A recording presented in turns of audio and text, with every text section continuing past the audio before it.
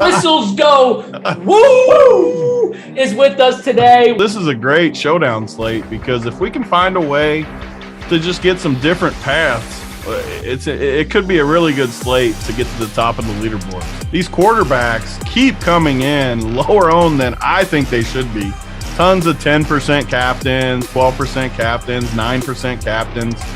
And I think the game is just adjusted a little bit in these showdowns where everyone knows the receivers have the highest upside, highest chance of shipping these showdowns. It's just a matter of who you're going to play with, Taysom. I remember tons of slates where the studs like Kamara, Michael Thomas, he just wouldn't get them as involved, and some of the lesser guys he would pepper, and one of them was always Deontay Harris, who I'm sure JSU was talking about. 400 cheaper than Ingram, so you kind of get a natural pivot off that chalky Ingram. You play Taysom with them, and then you can play 3 or 4 Cowboys too. That is my favorite tournament type build tonight. But I'll throw another bone out to you. I love the play of Taysom as captain, but put Dallas's defense also there. And I know that seems kind of crazy, and most people would think, I don't know, blah, blah, blah. But can't you imagine one running touchdown, one throwing touchdown, but then a pick 6 for Dallas tonight? What are you feeling with these receivers? Is there one that you just think is better than the rest, or do you feel they're all kind of similar? Yeah, it's going to kind of be Gallup for me just because of price. I mean, you look at these prices. For me, you got to decide between CD or Coop, and I'm always a CD guy. Isn't there anything better, Whistles, too, than when you ship with just some random team that looks terrible? And then everyone's like, how'd Whistles ship with that team? Oh, how did he do that? Like, that's just so satisfying. Have a good time tonight. Woo! We'll see you guys later.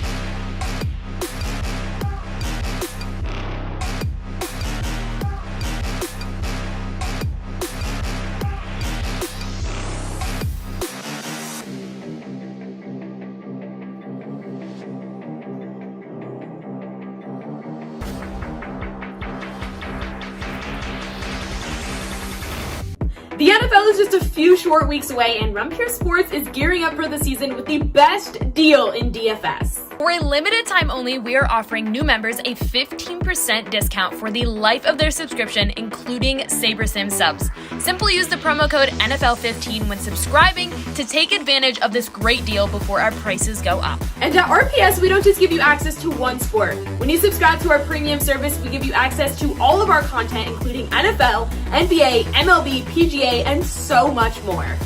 And we're not going to charge extra for access to our preseason content either. Our memberships include all of our content, including the NFL preseason.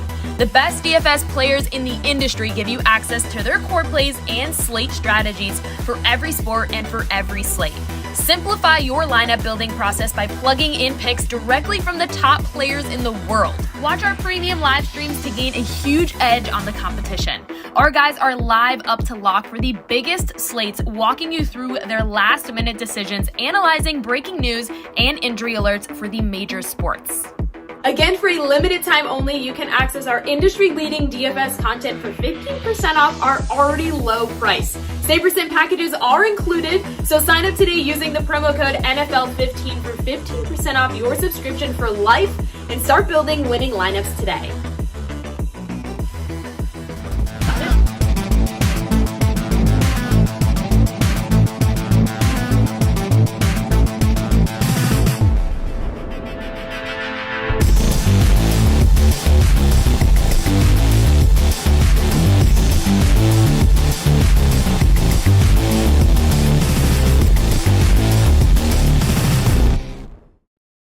It's the Monday edition of the Print Factory Showdown show.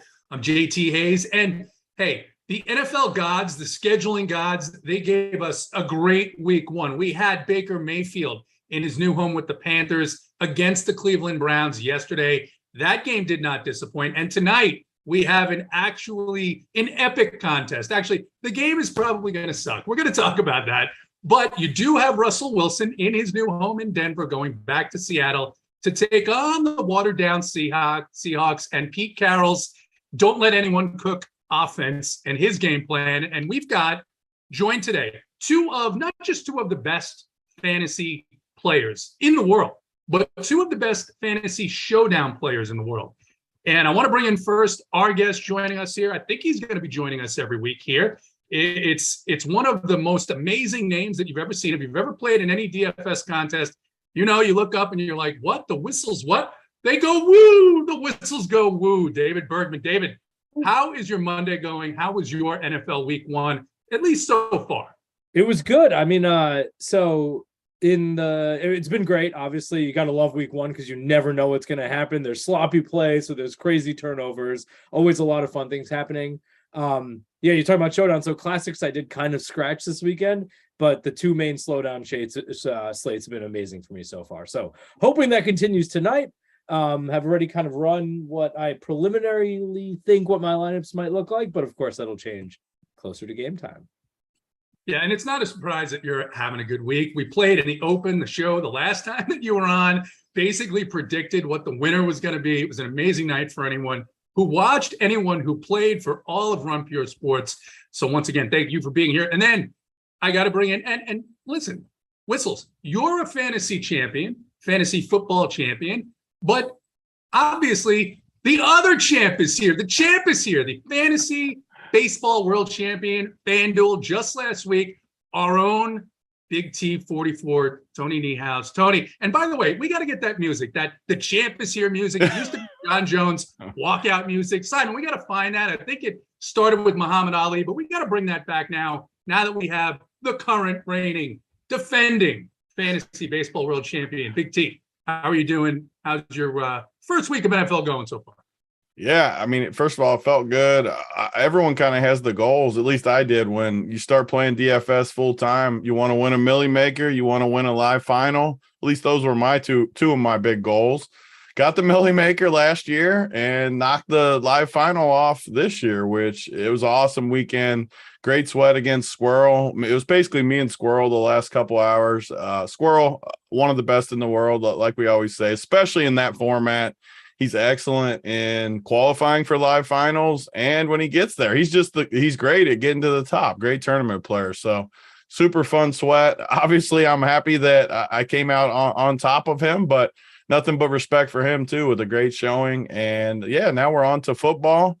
And we all love football. I mean, Whistles obviously crushing Showdown, no doubt about it. All weekend I see his name up top, just like usual. So it's an honor, as always, as one of my buddies, to have him on and kind of talk about it. Ugly Monday slate. Who knows as the year goes on? Hopefully we can get him on more, but it will be a fun year. First weekend didn't go great for me. I don't know if it was because I was on the road in Chicago, celebrating a little too hard. But let's just say it wasn't my best weekend. But like always, we got a big slate tonight, a couple huge contests. And what I think, Whistles brought it up kind of in the open, but week one, I've preached it all week last week. We're going to see ugly games. And as we break tonight's game down, one of the things that sticks out, everyone's going to like Denver. Everyone's going to like the Russ narrative going back to Seattle against the 12s. Are they going to boo him? Are they going to clap for him? All that stuff. They probably won't boo. It's Seattle. It's not Philadelphia. They're not going to, they're going to clap for him. The dude won a Super Bowl and went back to another one. I mean, everyone's going to be on the same path, and that's what we like in Showdown, right? We can get a little different and have a clean path to the top. So it's going to be a fun game to break down. It might be a little uglier as far as the actual gameplay. At least I think it will be, but it'll be fun to break it down with the boys. Yeah, probably won't be as ugly as the game that we saw in Chicago between the Bears and the Niners playing on a muddy field. It looked like a peewee game, the type of field that they would play on. The Giants upset the Titans in Nashville. You get a very one-sided Kansas City, Arizona game. And then the Vegas Charger game just disappointed. So I think between those games, not really going all that well. Houston almost beating the Colts too. Throw that in the ring. Absolutely. I mean, Houston. Whew. Absolutely. A tie game. Yeah. I got knocked out of a survivor pool because I said, there's no way Indianapolis is losing at home to these guys.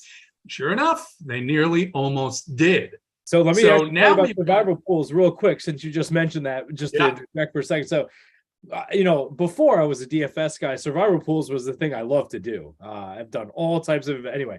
So my buddy called me, right, Sunday morning. He was like, who should I go for? I said 49ers guaranteed. So that shows you what week one does, right? I mean, it can be absolutely crazy. So maybe we don't shy so far away from Seattle, but we'll talk about that.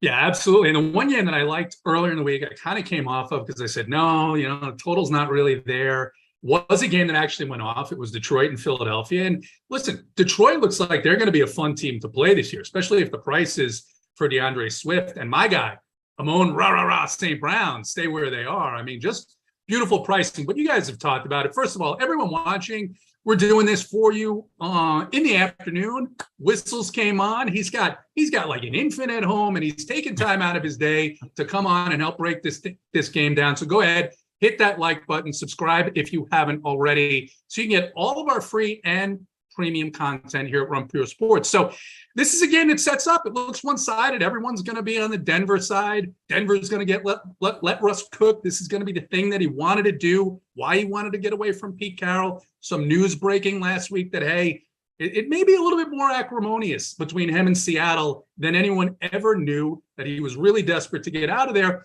But then again, Pete Carroll, been in the game a long time. Is there a reason maybe he didn't want to let Russ cook? Is there a reason why he thought, man, this guy's not as sharp? Some people with the Seattle player personnel office leaking out that, hey, this is a guy in decline, so let's not get ahead of ourselves. Whistles, when you look at this game, taking into account that you see that everyone is going to be, or most people are going to be on the Denver side, they're going to expect them to go up big. Listen, this is a team that wasn't all that great last year. Looks like you've got Russell Wilson now. Jerry Jeudy should break out. Still a bit of a question as to what they're going to do with the running backs. How do you see this game? What are your favorite couple of plays here that you think might be a little bit different than the field? Yeah, a little different from the field. If you're going on the Denver side, I think will be tough. I mean, you look at Seattle, okay, they didn't allow so many points last year. I think they were among one of the lowest, one of the best defense if you just look at number of points scored against them. But if you look at the number of yards through the air against them, it was massive, right? So I feel as if Jeudy is going to get quite a few yards here. I think if you're just playing a cash game against a few people, I think that's a really strong play. I think he's likely going to get a good couple of bombs, okay? So at least that's on the, I think that's probably the best bet you're going to get on Denver, just on the surface, without going any too deep or anything too tricky. On the Seattle side, maybe you look for a big running game. You know what I mean? Maybe you get a bunch of yards on the ground. I'm not so sure. I can talk. I think when we go a little bit deeper, we'll talk about what happens if Denver just opens up and just first quarter, they're up 21-0. You may have a couple plays that you might look for there. But yeah, I mean, I really right now, I am actually thinking more on the scratch than I did the last time I was on the show. But, I'd love to see what Big T thinks. Yeah, and the other thing here that we didn't mention yet was the trade between Denver and Seattle. The quarterback that Seattle gets back is Drew Lock. He goes into training camp and he loses his starting job. So you've got Geno Smith, who, I mean, for years when Geno Smith has started a game, it's an opportunity to roll out the other defense. We saw in Thursday's opener in the showdown between the Bills and the Rams. Defense played a pretty strong role, particularly in the winter and some of those contests. So, Big T, you think this is a time to get different, maybe with defense at captain again, and maybe not different, do the same thing that worked on Thursday night? Or do you see that Seattle can have a chance? Can Pete Carroll pull some magic out of his hat one last time, considering he's got Geno Smith at quarterback? I just think the most important thing when you're looking at this game is everyone thinks it's going to be a blowout. Literally everyone I've heard, they're talking blowout scripts. They're talking this and that. The Vegas, though, the sports books, the spread is not a touchdown. It's 6.5. It's in Seattle. since I've watched football, at least the last 10, 15 years, Seattle has probably the best home field in football. They're going to be amped up to have Russ back. Yeah, they might clap for him in the warmups, but once that game starts, this crowd is going to be loud. They're going to be into it. I haven't looked at the weather, but I'm sure this time of year, Seattle has a little bit of bad weather. I mean, it always is that way. I should probably look at the weather as we're going, but I can't imagine it's not going to be nice there. I'm sure somebody could correct me if I'm wrong, but I looked at it yesterday. It didn't look great. I haven't got an update, but everyone's going to be on the Denver side. And yeah, can Seattle play with them? You look on paper, probably not. But the spread's 6.5. Nothing is more important to me than those sportsbook numbers. You just have to take at least notice of it. I'm not saying Denver's not going to come in and clean them out. Denver's the better team. By the end of the year, Denver is going to be a way better team than Seattle. But this is week 1. Houston almost freaking beat Indy yesterday. Pittsburgh beat Cincinnati with 13 first downs. They won a football game with 13 first downs where their defense had 7 sacks, 5 turnovers. Weird stuff happens week 1. Everyone that thinks Russell Wilson's just going to come out here and just flat out cook, as we say, or let Russ cook, I just think you're on the wrong page. And Showdown is the best format to take a chance on something different. Like if you just go in there and play Russell Wilson with Judy and Sutton, you play the defense, like you're not shipping tonight. If you do, you're going to split it with 300 people. So sure, that's the chalk path, but I think as we go, we got a chance to be different, and that includes even playing like Seattle's defense in the mix. They're not going to project good. They're not going to hit a lot of teams. They're cheaper than both kickers, where both kickers are $4K and $4,200, it looks like. I mean, everybody's going to play these other – you're going to get Seattle's defense legit like 4% owned. What happens when Russ – maybe he did lose a step. We don't know. I mean, Pete Carroll, I don't think he's a good coach right now. I hate how much he runs the ball. Everyone knows it in the industry, but what if he was right a little bit on Russ? Maybe he has lost a step. Again, this is the type of thing you need to think about on showdowns. If you're asking my personal opinion, I think he'll be fine. I think he's going to crush in Denver. I think they're going to have a good year. But tonight in Seattle, I mean, you can't tell me he's not going to feel some emotion too tonight, where who knows how that affects him. Maybe you just don't know. So I'm more leaning maybe Seattle a little bit here. And I don't know what that means as far as overall roster construction. I'm just saying, I don't know if I see a full 5-1 Denver just onslaught build. Yeah, well, okay, so let's talk about if we were going to go down Seattle, trying to find a reason to go down Seattle. Yeah. Okay, so take Geno Smith, okay? I think he started 3 games last year, threw at least a touchdown in each, rushed for a touchdown also. So his last game, it was against Jacksonville. Okay, horrible team as far as defense, that's fine. But still, it's not like he was horrible in the starts he had last year, okay? So maybe he continues that statement. Maybe he's got a little bit, a little chip on his shoulder. He wants to show that he can actually take Seattle somewhere. And he has weapons on offense. There is no lack at the wide receiver position. And if you look at, you can look at Denver's secondary, right? Which is something you should always be looking at. Okay. Corners are great. Safeties, I don't know. So, there are some possibilities there, right? Maybe he has a decent game, but we'll see.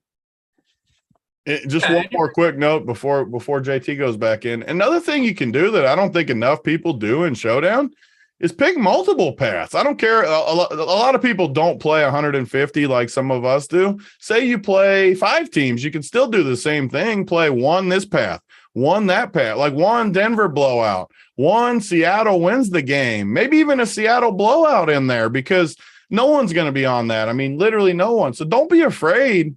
It's not like full slate, and this is why me and Whistles and JT, for that matter, love the Showdown format. It's not like full slates. You're not just putting projections in. You're not doing it. You need to pick a script, and you need to hit that script to ship Showdown. So don't be afraid to think outside the box a little and play a safe team if you want to. Like if you're playing 5 teams, play a safe team, and who cares if you chop on that one? Play an aggressive team. Don't be afraid to mix and match a little bit with the paths you go. Yeah, you mentioned emotion, right? The home field advantage for Seattle, the 12th man. You mentioned something else very interesting, right? What is the line in this game? And the line yesterday, right? Giants Titans, just 5.5, right? That was an interesting line because I think a lot of people expected that the Titans were going to cruise, and the Titans absolutely did not cruise in that game. So when you're looking at this, but the other thing you're absolutely right about, both of you guys, is even if you're playing 150, you're picking scripts, right? And my favorite script is going to get about 50% or more, depending on how aggressively you play of your lineups, right? So I think it's going to be a Denver onslaught. It's going to be 50 to 75 lineups, mixing and matching combinations. And then you're going to take a sliver of everything else and say, what do I think the second most likely outcome is? And then the third and the fourth, however deep you want to go. Whistles, is that the way you play? Are you pretty much going to go all in on a particular script here? Or, I mean, you talked about it, right? Geno Smith, and he's going to fill the role that Russell Wilson filled and probably be much happier about it as just being a game manager. We saw that Rashad Penny could be a really, really good running back for this team. And the other thing we've seen with Pete Carroll over the years, it's probably the thing that drove Russell Wilson away. He'll run the ball, even against really, really good run defenses. And with the running backs that they select, they've managed to have success that way. So just something to think about here in terms of, I'm going to cross off the Seattle running game. No, this guy's going to run the ball no matter what happens the first 18 times, thinking 19, 20, 21, we're going to break through. Yeah, I think so. You brought up a good point. I think Big T and I talked about this last time we were on the show together, or on a Showdown show together. You got to build around a script more than you have to do on a classic slate. There is just no question, right? So, I mean, I think that there's like tons of different ways a game can play out. You can think about what your implied probabilities for each one of those games are going to go, and then you fill out your rosters that way. And I think you described it very well, right? I mean, if you really believe that it's going to be a Denver onslaught, then yeah, fill up most of your rosters with that. But think about if Seattle were to win, how would Seattle win? And then try to think about exactly what you would build around that, right? And you have to be creative there, right? But obviously there's any way that any team in the NFL can lose, especially with lines under a touchdown. So definitely in showdowns, think about scripts for each one of them. I assign a particular probability that I think that's going to happen. And then I kind of optimize around that. Okay. So that's quite literally what I do with these major showdowns, right? Of course, I also play every single showdown on Sunday, basically mass enter all of those. So those I do a little bit less of, let's think about what the script of this game will be rather than just make sure I don't make any mistakes on players. But when you have one of these main showdowns where there's a decent amount of effort that goes into them, I think scripting, optimizing around those scripts is the best way to go. Yeah, and that's something that obviously has worked very well for you. It's something that I've heard Tony talk about in terms of how do I think this game is going to play out, and then what does the math look like, right? What are projections? What's the line? Is there movement? All things like that. Guys, hit the like and the subscribe button so that we can continue bringing you this content and bringing you great guests like Whistles. Tony, in terms of the way that this game breaks out and where you're thinking, how do you see a Seattle win going, right? It's, for me, I think it's got to be Rashad Penny heavy, and then one of those receivers, Metcalf or Lockett, just getting loose and getting wild, right? And Geno being able to get the ball to them in the box a couple of times. How do you see it playing out if Seattle is able to come away with a victory? Yeah, I mean, one of the things people are going to have an issue with is just how you can picture it. And just to be honest, full disclosure, I have a hard time picturing how they're going to be able to get it done myself. But it doesn't mean that it's so much lower owned that you don't have to like fully think that it's going to happen. You put it in there and you see how it plays out, knowing that things can do that way. But to be honest, if I have to pick, which you do in showdown format, I agree completely with what you said. Rashad Penny gets some success on the ground, either DK Metcalf or Tyler Lockett breaking off a few long ones, probably for touchdowns, and more of that path than the Geno path. But if I played Geno, I would make sure that I have two pass catchers with him, which it seems like a simple rule to us. We all play every day. We take this very seriously, but a lot of people, you'll get to the end and you'll look at team builds and you'll have Geno with Penny and not two receivers and just not correlation to where if you do hit your script and Seattle does win, you needed your team to make sense still. You don't want Geno with guys that don't make sense with him. He's not a big runner, even though he can run if needed. He's more of a pocket passer, and I'm just going to play him with some of these receivers if I do. I don't know if I like him that much in the captain spot, so I don't know if I'll go that path. I like the JT path where Penny probably gets it going, keeps Russ off the field a little bit. We already know Pete Carroll loves to run the ball, so nothing would make Pete more happy than getting out there, running Penny down their throat and bringing in 6 linemen like he likes to do. I think that's how that would be their path. But, I mean, you can make a case for a lot of different directions. I do think the game will play ugly if Seattle does good. Like, I don't see Seattle winning a shootout, which means if you like Seattle, what's a perfect correlation? The Seattle defense with, like, say you play Penny and the captain, you play Seattle's defense with that, you got a lot of paths you can go after that. If the game plays ugly, you can still play Russ with a pass catcher. You can still play kickers. You can still play the other defense. You have so many paths that are going to be contrarian and get you to the top when it hits. Like, even if it was like yesterday's game, well, I don't even remember what the final was, 19-3 or whatever the final was. It was super ugly.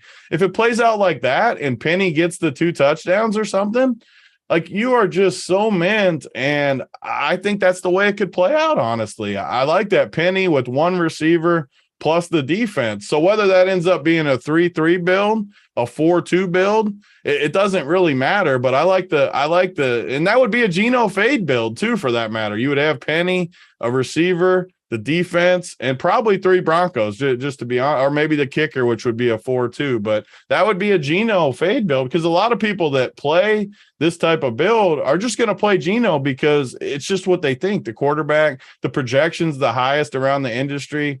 I just don't see it. I see it more of a Penny game like you. Yeah, you mentioned correlation. And listen, when you play this and you do it every day, you tend to have dreams about player salaries. You're dreaming, you wake up, you're like, wait a second, did I play this lineup? And even a friend of mine talked me into joining his season-long league. And I'm looking at my team last night, and I was close, and I had Mike Evans left at halftime. And I said, I got to go to bed. Whatever happens, happens. But I noticed on that team, I also had Russell Gage. He wasn't in the lineup. And I'm like, I got to drop him tomorrow. There's no way. Very rarely Mike Evans and Russell Gage are going to go off on the same week. It can't happen. So bottom line, correlation is king. Whistles. In terms of the Denver side of this, obviously the Denver onslaught is going to be popular. Now, we know that there's a situation there. I think both running backs are going to be active tonight. They refused to pick last year, one or the other, but you've got a new coaching staff here. Where do you see in terms of edges, potential edges, if you're playing heavy on the Denver side? Yeah, so I guess it gives me an opportunity to actually talk about what a projection is in a DFS site. Okay, so if you look at a projection site, so I don't know, you go to any one of the sites that are out there right now, what you're going to do is you're going to look at Williams, and he's going to be about a 15.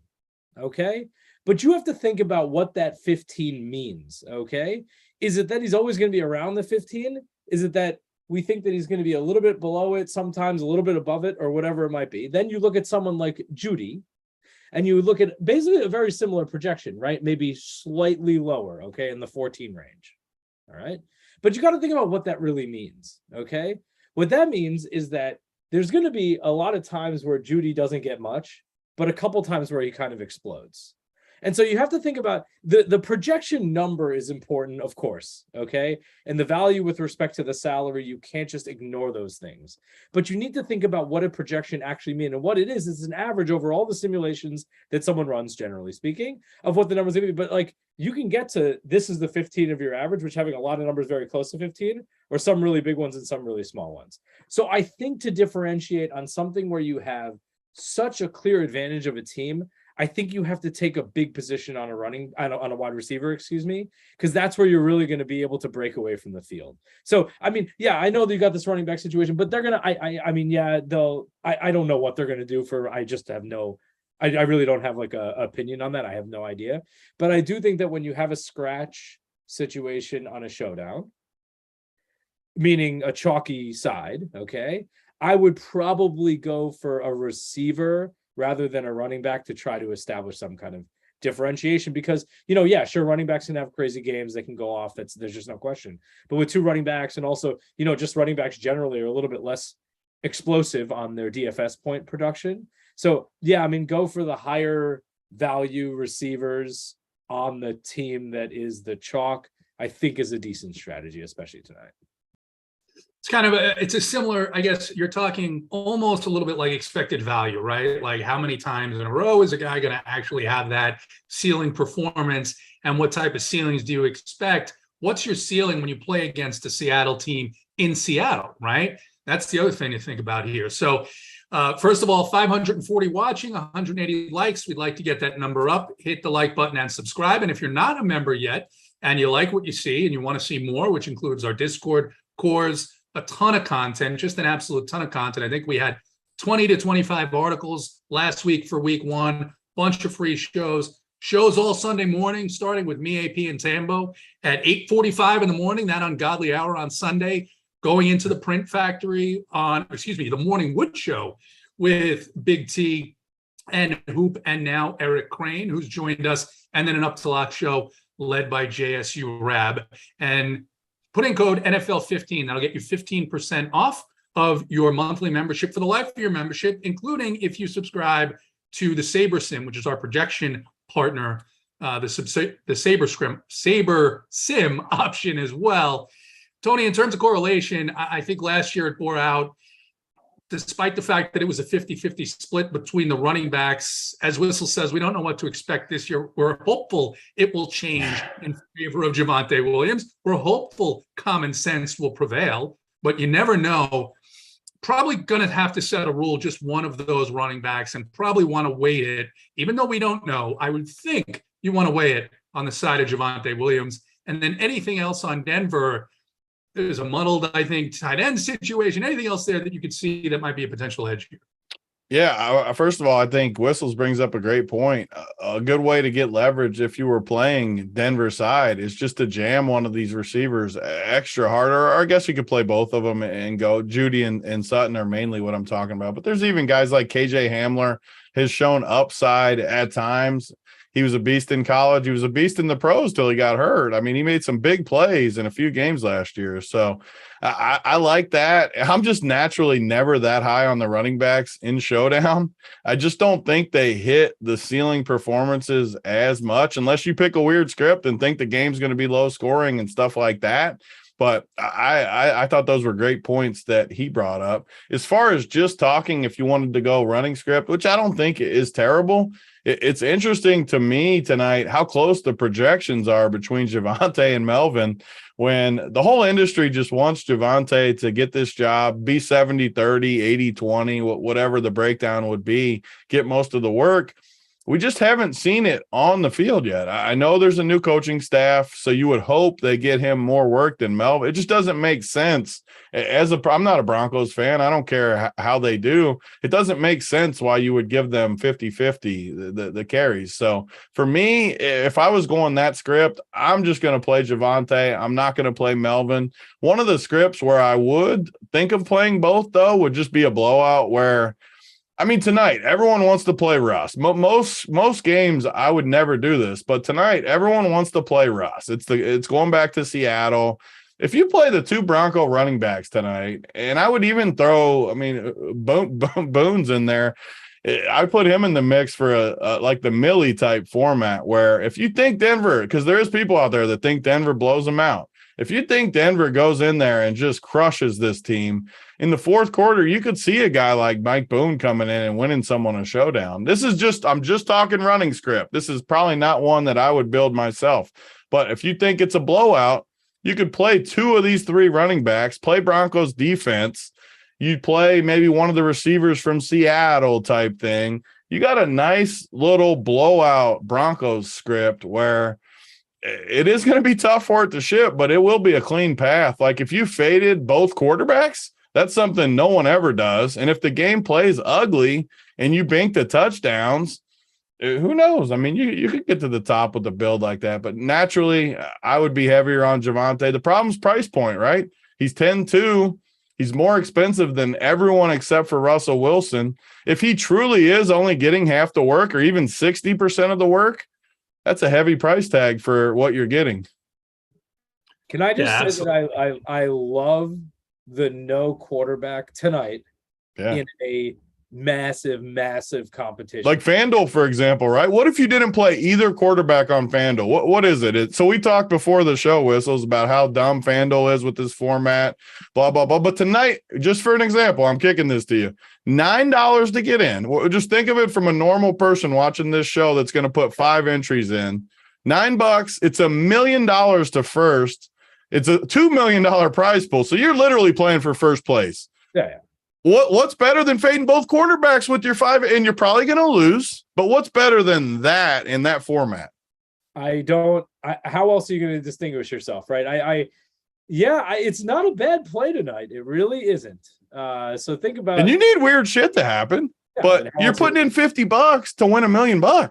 You're probably just pretend you're going to lose it. Pretend you're going to the movies, as we always say. You're going to dinner and the movies with the wife. You're going to spend $50 to $100 anyways doing that. That's what I always say in general about sports gambling, right? Some people like to go out to dinner and buy a bottle of wine for $100. Or if you're a sports fan like we are, why not just put $100 on a game and you get 3 hours of entertainment? It's the exact same thing. Yep. So yes, I totally agree with you. And then you root for something crazy to happen. Several picks, crazy things are happening. Kickers are knocking down field goals from far distances. I don't know. You never know. It's not a bad play. It's freaking showdown, and it's week 1. Why can't it be? Why can't it be an ugly game where all the touchdowns are running backs? Why can't it be? Yeah, no, I actually think it's a very. And both teams love to run the ball on top of it. We got 2 teams that love to run the ball. Absolutely. Couple of comments in the chat here. DD, never ever use common sense when trying to decipher a backfield committee. LOL. Right. What I'm saying is it was a committee. We don't know if it's going to continue to be a committee, but you're doing this and you got to decide, is it going to be a committee? Is it not? Given the pricing, if you think it's still going to be a committee, Gordon's the better play. He was the guy in some of these games. He got more touchdowns. So, I mean, you would go there. And then another one about, they deleted it. So whatever. Whistles, what were you going to say in terms of that thought process or moving along with what Tony said, the no quarterback build, how you're approaching a difference between higher dollar showdown contests and lower dollar showdown contests? Yeah. So, I mean, but the dollars for me is not as important as just the field, the size of the field you're playing against. Okay. So, yeah, I mean, which we could say is high and low, especially for the contest that I play. Right. So, yeah, I mean, if you're going for a million maker here, avoid Russell Wilson. Right. I mean, I think Big T, I don't know if you've changed your thoughts on this, but last time I talked to you about showdowns, you said you kind of hate captaining quarterbacks. I just think it's hard. Like, I think it's hard to get to the top with it. It's just, yeah. Wilson will be on 85% of lineups, I would guess, today. So, yeah, I mean, okay, so distinguish that, then you've got 15%. Okay, so now what do you do with that 15%? You could put in Geno Smith, or you don't have to, right? I mean, we're just talking, you could easily fill 150 lineups with running backs at captain. And I know, yeah, the ceilings don't hit as often potentially, and you're not really, but there are easily 3 running backs that you could put in captain and have reasonable builds tonight, even without quarterbacks there. So there are plays there, right? So anyway, yes, large competitions. I like moving off of Russell Wilson. The smaller competition, higher dollars, I'm not going to avoid Russell Wilson most likely. I think you'll just need him to build up your base of points a bit. What you do from there, though, yeah, I mean, I think you have to sprinkle in 2 different scripts, right? Close game or a Denver blowout. I don't know. We've talked about that here today, right? So the blowout, you throw in a couple of his receivers in there. The other option is just like a run and pound game with some defensive action, but still Russell Wilson getting some action, right? And we'll see how fast he is, right? I mean, we've seen people one season be really explosive out the gate, and then the next season, I'm not so sure they really got that step anymore. Running backs in particular, but also later career quarterbacks have that too, right? Which is why we see most of the pure throwing quarterbacks, I think, having a little bit longer of careers than the ones that sprinkle in running and throwing, right? But, we'll see what Russell Wilson looks like. As you said, we don't know. Well, I got just one side point too, and I want to preface it by saying I'm not rooting for injuries in any way. I like to say, but you just never know when a dude rolls an ankle, and in showdown, it means even more than regular format. And we're not building just for that. But say you are on a running back heavy build where you fade Russ. What happens when he rolls his ankle, or what Dak did yesterday? Throws, hand hits the helmet, he's out. 85% has a dead spot in there. You're not building just for that. So it's almost like our golf approach at sometimes when maybe you build to the wave stacks or something. You're not necessarily just doing it for that. It gets you different. And you know what? When you do get an injury in a spot like that, which happens every freaking day in the NFL, you don't know when it's coming to different spots. Your chances of shipping go absolutely through the roof with that too. So that's just another, when a guy is that high owned, 85% owned, yeah, he's the best play. No one is going to argue that Russell Wilson is the best play tonight as far as if ownership didn't matter. Everyone would say that, but there's only 15% fading him. So when something goes wrong, he gets hurt, he has a bad game, the emotion gets to him. Your path to victory, which is all that should matter in these big field tournaments, is so much cleaner than going in there and, okay, I'm going to play Russ with 2 receivers. I'm going to play one of the stud Seattle guys. Like, your path to victory, I don't think normal people realize how clouded that path to victory actually is when you start looking at the numbers and the combos and stuff. Yeah, you're not going to squeeze a win. So, yeah, and I think, I mean, you can't. Somebody's going to win tonight, or there's going to be a chop or something. There's just no question. But, like, yeah, just think of the fact that if Russell Wilson is the player that is important to have, think about just how perfect you have to make your lineup. Yeah. You really, I mean, it has to be like the most, I don't know. You have to pick the receiver. I mean, who knows? Alberto could catch a touchdown. Maybe you need that perfect, but who knows, right? I think you need to be very, you think about the path to victory. It's the only way to do a small slate like this. You bring up a good point too. So let's flip it a little bit, JT. Let's flip it and say, well, let's say we're confident Denver is going to whoop their ass tonight, and we're confident Russell Wilson is going to be the best MVP. So let's totally flip our conversation, and we know he's going to be the captain. I can guarantee you right now that he's going to be in that. Then what are we doing? Well, JT, what do you think about that? Like, if I guaranteed you he's the winning captain, how do you build your teams to get different then? Yeah, I think then you have to have him with at least 2 or 3 either pass catchers and the running back, right? Because Williams can catch balls out of the backfield. Judy is, according to what everyone says, he's the wide receiver 1 there. And then you're looking more at, if he's obviously going to put up the most number of points, right? And it's the highest number and it's not close. Then you're looking at, what does Seattle really do? Because you got to think that they're going to be on the field the majority of the time. They're going to control the ball. So now you're looking at fading Seattle's running backs. Now you're looking at which one of these Seattle players is priced appropriately, right? Is priced close enough to where their actual mean outcome is going to be. I think that's what you're looking at. Whistles, what are your thoughts on that? Yeah, and something I just want to make sure everybody understands. So correlation is just between a pair of players. You have to, I mean, especially on a showdown, you have to think groups of players. Okay, so suppose Russell Wilson is the player of the game, scoring 30 points, okay? And he's by far the best, as you say. That means there's at least 2 pass catchers and probably 3 people that have scored touchdowns, or at least have had pretty big games on the receiving side, right? So it's going to be tough to stack the 2 top receiving options there. So yeah, I think you go down to the tight end position, probably hope that, I hope that that's the one that hit a touchdown. Like, you're not going to get Russell Wilson. I mean, he could run for a touchdown or 2. Who knows, right? I mean, it's hard to imagine. But if he's the big scorer today, most likely through the air. And I think you've got to stack him with at least 2 to 3 real. And you have to afford it, right? Somehow. So you have to be kind of, I think, crafty with how you fill in those slots. Speaking about affordability, Big T, when you're looking at lower price, any $200, $300, $400 guys stand out to you that you think you're going to be overweight on? That's someone that you want to get. That's usually a position that there usually is a popular one, but is there anyone that stands out that's like a 1 or 2% on guy that you're going to go say up to 10 or 15%, or that you're considering it as of this moment? Yeah, I think the guys I would go super cheap on are definitely in the Russell Wilson type builds where I want to get different, right? You guys were just talking about it. I think one thing you could do to be different with that, and it kind of leads into your question, is fade Sutton and Judy with the Russell Wilson captain. What happens when Hamler gets the 2 dongs? This Eric Saubert, the backup, I don't even know if he's the backup tight end, but more of the blocking tight end. Maybe he catches a touchdown. Maybe Russ throws 4. We've seen this with Russ in the past too, at times back in the day. 4 touchdowns, none of them to Sutton or Judy.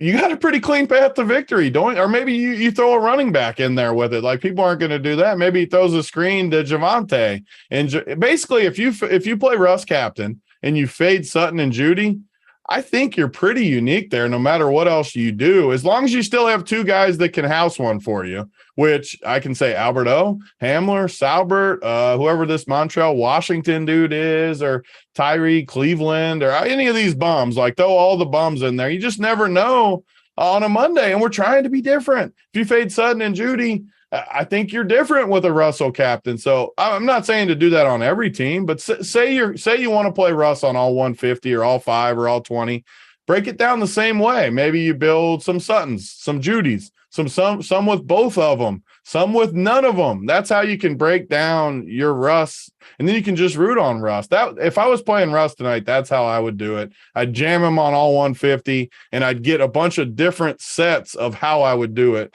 Not saying that's what I'm going to do. I probably won't, but that's what I would do. And then the 200s, I kind of talked about Boone too in a blowout build. I think Boone's an interesting play because he can score a touchdown too. He's 200. I think he makes a lot of sense, but so do these receivers. I mean, they're all projected low. They're all probably going to get you 0, but in Showdown, all it takes is one play where they break open, and we see it every single week in the NFL. One of these guys will break free and score a touchdown, and they're only going to get 9 points, but that's all you need in 200 to fit the rest of the team, and it makes you different. So I'm okay with those guys down there, especially in Russ captain builds, though. I don't think you need them in any other build really tonight. Salary is not an issue unless you're on that kind of chalk build. So I have a question for you then, okay? Last time we talked about the quarterback and the opposing defense together. I don't know that I love that this time, but what would your thoughts be? Wilson and then throw in Seattle defense. Like, what? Yeah.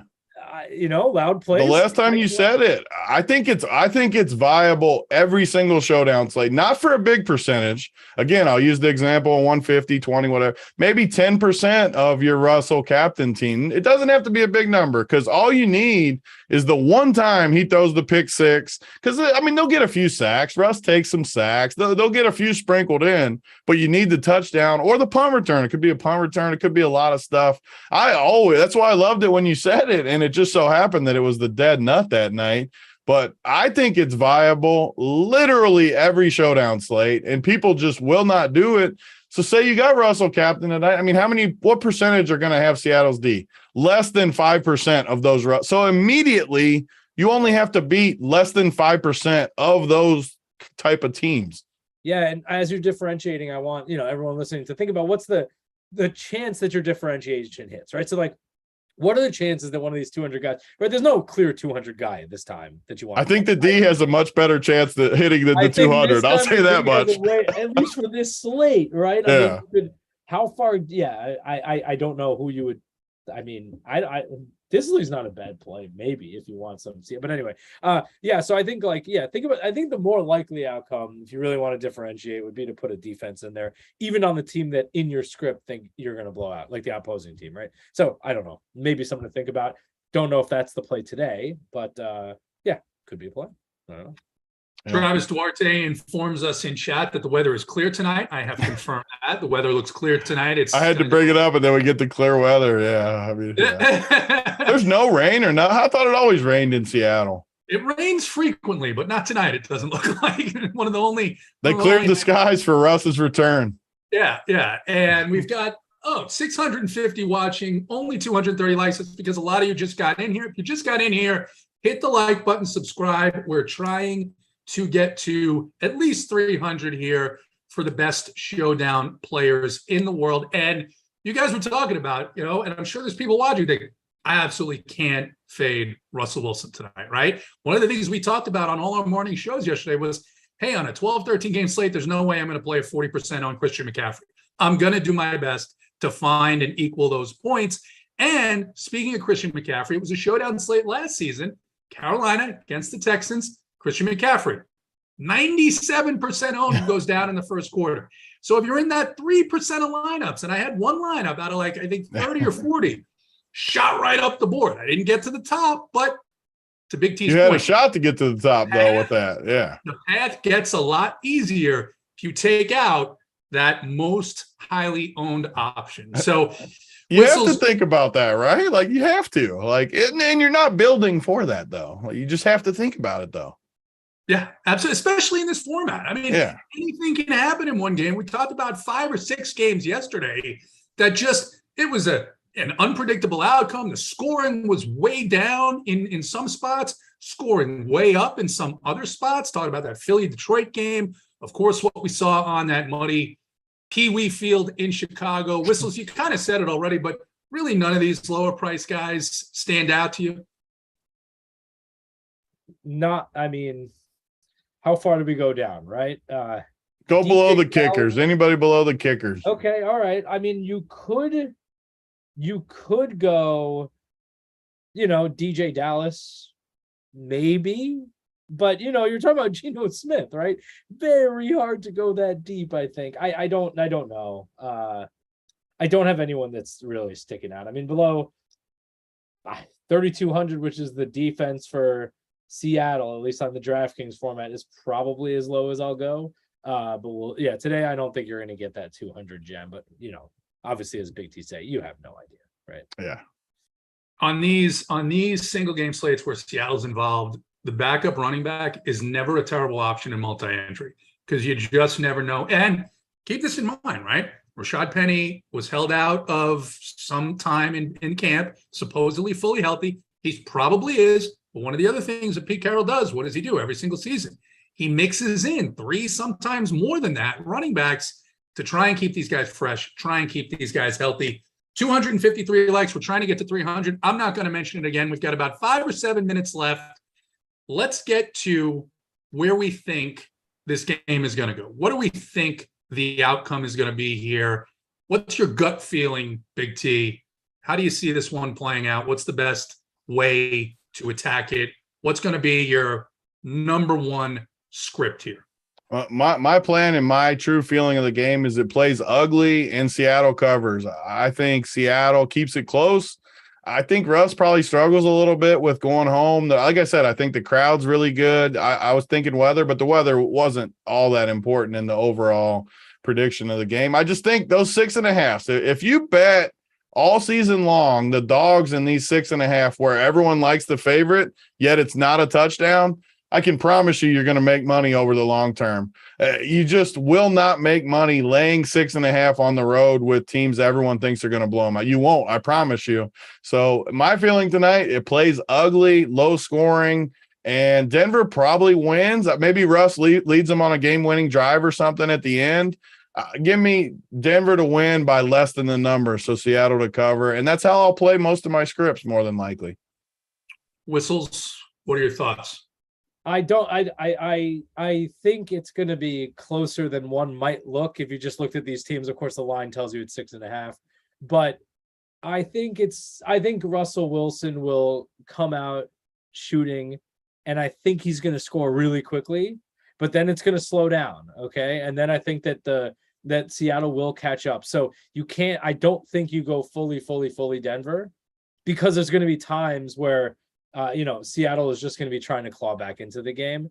And so I do think that the beginning of the game will go very quickly for Denver's favor, but then it should end up a little bit closer towards the end. I think personally in some of these things we're focused and we're looking at the math, and the math is the most important thing. But don't forget these human beings playing a sport, playing a game. We talked about this in the open, how there are stories coming out now, how this separation was much more acrimonious than reported at the time. Clearly, Russell Wilson was trying to get out of Seattle for a long time. Clearly, Seattle felt that he was not the quarterback of the future. He was not the guy that they wanted to bank their future on, because they were going to Josh Allen's pro day. They were going to Joe Burrow's pro day, and this pissed Russell Wilson off mightily. But I also think Pete Carroll knows him. I think the defense knows him. Remember, they practiced against him every day.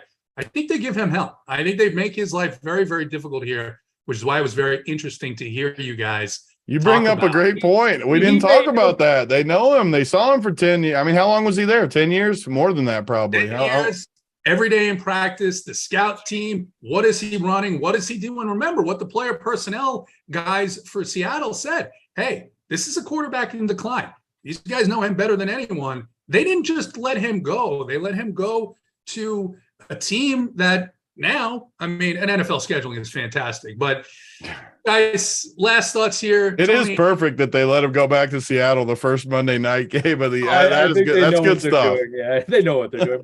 I mean, flip the script too. One more second. You know, Seattle's defense has not changed that much this year, so they know him, but he also knows that. Yeah, that's the flip side to the conversation. Again, I think we're going towards a closer game in this conversation most of the time, but I am still, even after this conversation, guys, honestly, I think we're over talking about a close game here. There are real chances that Russell Wilson throws 4 touchdowns tonight right out of the gate. So just it'll be interesting to see how the first couple of drives go. I think that'll dictate a lot. So build your scripts around that, right? Either, at least in my opinion, quick couple scores from Russell, or a little bit closer and down in the trenches. This is why Showdown's the best format, though, right? Like, you pick a script, you go with it. It's almost like betting the game with way more upside, because if you pick it right, you're going to win a shitload of money, and that's the goal.